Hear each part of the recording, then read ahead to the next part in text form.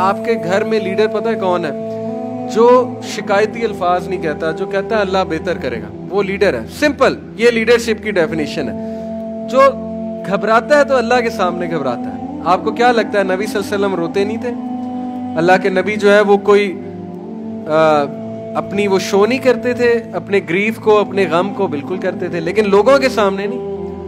وہ رات کو اللہ کے سامنے روتے تھے کہ اللہ میں ضعیف ہوں. آپ وہ واقعہ یاد رکھیں، طائف سے واپسی پہ پتھر کھائے نبی اکرم صلی اللہ علیہ وسلم نے، اور حضرت عائشہ جنگ احد کے بعد پوچھا نبی اکرم صلی اللہ علیہ وسلم سے کہ اللہ کے رسول آپ پہ سب سے مشکل وقت کون سا تھا؟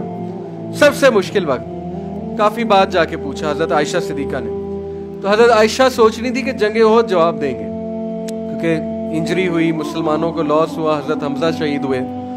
اللہ کے نبی نے کہا کہ عائشہ سب سے مشکل وقت طائف کا تھا، کیونکہ میری اپنی قوم نے مجھے پتھر مارے تھے. اس سے بڑا سائیکولوجیکل ٹارچر نہیں ہوتا ہے کہ اپنے بچے پتھر مار رہے تھے اور مطلب گالیاں بک رہے تھے. تو نبی صلی اللہ علیہ وسلم نے کہا اس سے بڑا میرے لیے امتحان کوئی نہیں تھا. تو وہ کیا تھا کہ اللہ کے نبی صلی اللہ علیہ وسلم ایک درخت کے نیچے بیٹھے. وہ درخت ابھی بھی موجود ہے. انفیکٹ اس پورے علاقے میں وہ درخت سب سے ہرا بھرا ہے. یہ برکات ہے ہمارے نبی کی. پورے علاقے میں نے دیکھا ہے طائف میں وہ درخت ابھی تک موجود ہے. نبی صلی اللہ علیہ وسلم وہاں تشریف فرما ہوئے، روئے، اور روتے روتے ان کی دعا سننے والی ہے. وہ پوری دعا میں کوٹ نہیں کر سکتا، بہت لمبی، لیکن اس کے چند ایک الفاظ سناتا ہوں. اردو میں اس کے الفاظ یہ کہ اللہ میں اپنی کمزوری کس سے بیان کروں، تیرے سوا کس سے کروں. میں ان لوگوں کے آگے جو ہے وہ بے بس کر دیا ان لوگوں نے مجھے. الفاظ ہیں اس دعا کے، اور میرے دشمن مجھ پہ حاوی ہو رہے ہیں، تو اللہ میں کس سے شکایت کروں.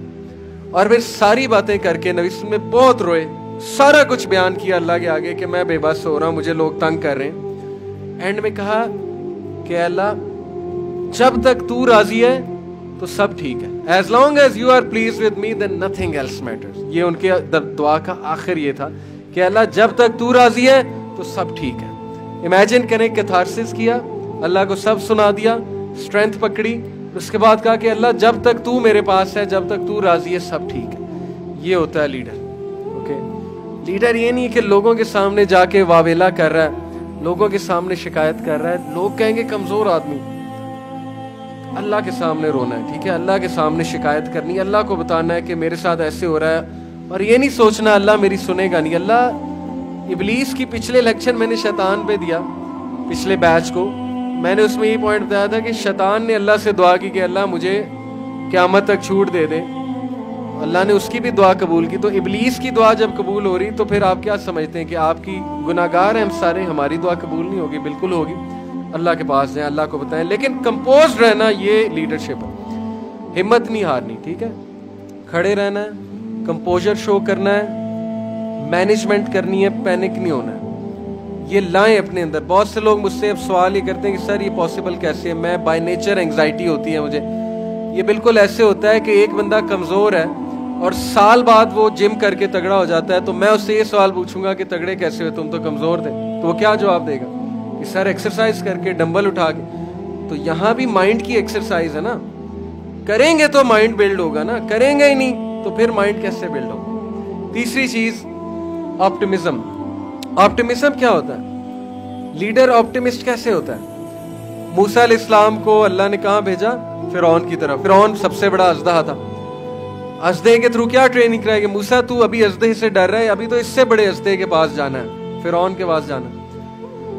تو کہا کہ دیکھ موسیٰ، فرعون سے ذرا نرم طریقے سے بات کریں، کیا پتا وہ مان لے.